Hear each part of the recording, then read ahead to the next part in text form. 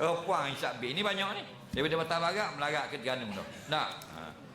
Semua jenis hisap-hisap ni ada dua. Satu, yang paling banyak berlaku, dia memudaratkan kesihatan kita. Hukumnya haram. Yang tak mudarat, maka tidak haram. Hukumnya makruh, membuang-buang harta. Kebanyakan rokok biasa, sigaret, tobacco ataupun vape, dia merosakkan kesihatan. Maka Nabi Allah sebut dalam Quran, wala tulqu bi aidikum ila tahlukah, jangan kamu sengaja rosakkan kesihatan kamu. Kerana kesihatan itu adalah nikmat Allah. Nikmatani maghbunun bihi ma katsirun minan nas, as-sihhatu wal faraghu. Ada dua benda nikmat yang banyak orang sia-siakan di akhir zaman ini. Pertama, sihat tubuh badan. Disisiakan dia. Kalau belah luar tak boleh, Kuala Lumpur, wilayah Selangor, malam-malam duduk puang isap shisha. Kita lari malu. Faham tak? Dah masuk kedai kan nak makan roti payah. Tengok itu bau. Dah nak duduk mana ambil gambar dia orang mampu keras tu.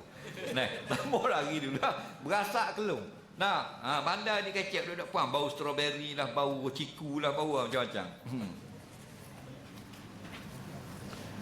Kalau berobat boleh lah, apa-apa hisap rokok tu seduang. Boleh lah. Tok Omar suruh hisap. Nak suruh mampu seduang.